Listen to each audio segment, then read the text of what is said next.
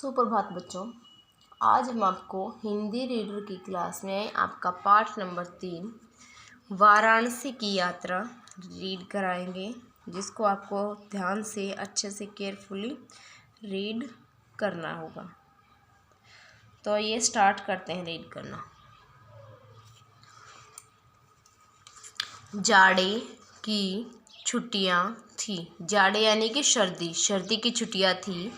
मैं अपनी बुआ से मिलने वाराणसी गई।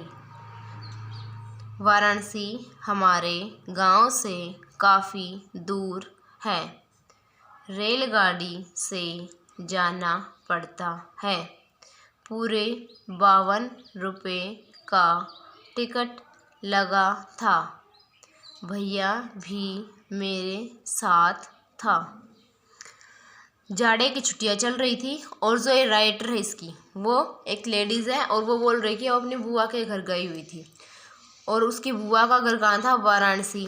वाराणसी उनके गांव से काफ़ी दूर था और रेलगाड़ी से जाना पड़ता था, यानी ट्रेन से जाना पड़ता था। और पूरे 52 रुपये की टिकट उसकी लगी। टिकट का किराया उसका लगा था और उसका भाई भी इसके साथ था।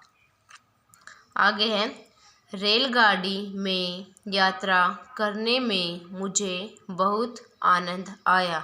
छुक छुक छुक छुक, धड़ धड़ धड़ाम शू, ऐसा लग रहा था मानो पेड़ भी हमारे साथ चल रहे हों। स्टेशन पर पहुँचे तो बहुत भीड़ थी। बाहर आकर भैया ने रिक्शा किया। जल्दी ही हम बुआ के घर पहुंच गए। बुआ दरवाजे पर ही खड़ी मिल गई। उन्होंने खुशी से हमें गले लगाया। मेरी फुफेरी बहन सविता और सोंटी भी घर पर ही थे। भाई सोंटी। तो फुफेरी बहन श्वेता यानी कि बुआ की जो लड़की है उसका नाम क्या है? सविता। और भाई जो बुआ का लड़का उसका नाम क्या है? सोंटी। दोनों हमें देखकर बहुत खुश हुए। सविता, सोंटी और बुआ हमारे घर के सारे लोगों के बारे में पूछते रहे। बुआ ने हमें खाने को रसगुल्ला दिया। इतना बड़ा रसगुल्ला पर मैं एक ही बार में खा गई। मेरा मुंह रस से भर गया। सुबह तैयार होकर हम गोदोलिया घूमने गए। चारों ओर मेले जैसी चहल पहल थी। ऊंचे ऊंचे मंदिर जैसे आसमान को छू रहे हों। घंटे घड़ियालों की आवाज़ें आ रही थी, टन टनन टन। विश्वनाथ मंदिर में आरती हो रही थी। सब लोग फूल।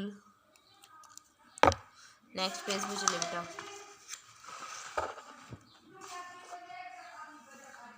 और प्रसाद लेकर मंदिर जा रहे थे। मैं भी फूल लेकर गया। भीड़ अधिक थी। फूल चढ़ाने में बहुत देर लगी। इसके बाद हम दशाश्वमेध घाट गए और नाव में बैठे। इतनी बड़ी नाव जब वह चल रही थी तो हल्के हल्के हिचकोले ले रही थी।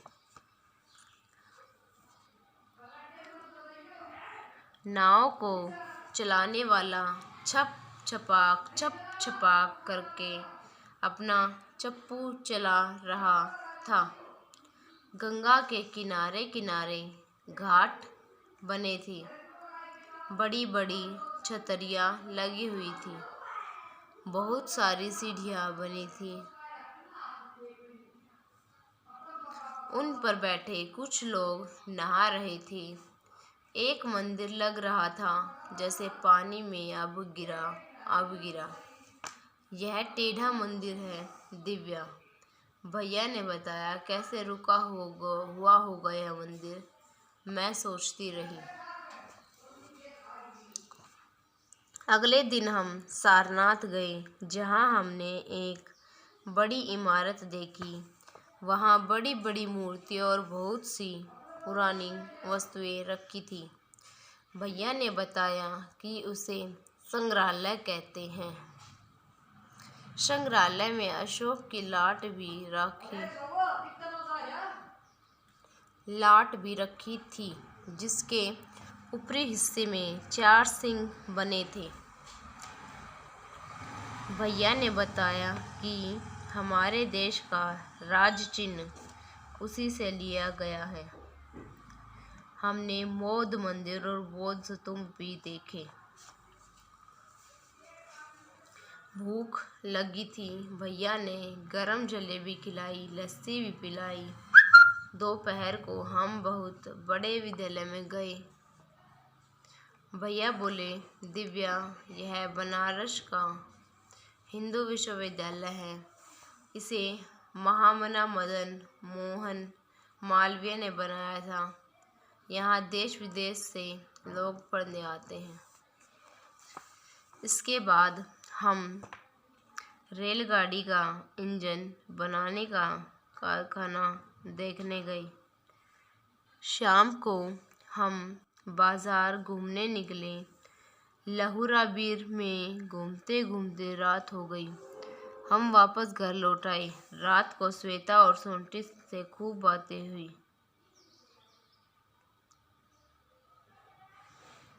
सुबह हमें लौटना था। बुआ ने हमें गले लगाते हुए हमसे गर्मी की छुट्टियों में आने को कहा। हाँ बुआ जी, मैं आऊँगी, मैंने कहा। सविता और सोंटी दूर तक हमें जाते देखते रहे। ये था आपका पाठ नंबर 3, वाराणसी की यात्रा। तो इसमें क्या बेटा, एक लड़की थी, सर्दी की छुट्टियां चल रही थी और वो अपनी बुआ के घर जाती है। बुआ के घर जाती है तो बुआ के 2 बच्चे हैं। सोंटी नाम का जो है वो लड़का है और लड़की का नाम और क्या था, श्वेता नाम की लड़की है। फिर वो जो है 3-4 जगह घूमने जाते हैं वाराणसी में। कुछ दिन वो वहाँ पर रहती है और घूमने जाती है और फिर अंत में उसकी बुआ क्या कहती है कि गर्मी की जो छुट्टियाँ हो तब फिर आना। ये हमने इस चैप्टर में रीड किया। अब हम क्या करेंगे, इस शब्दार्थ आप कर लेना कॉपी में। इनको कॉपी में लिखना और इनको याद करना और इस पाठ को अच्छे से रीड करना और समझना, ये आपका काम है। Thank you students.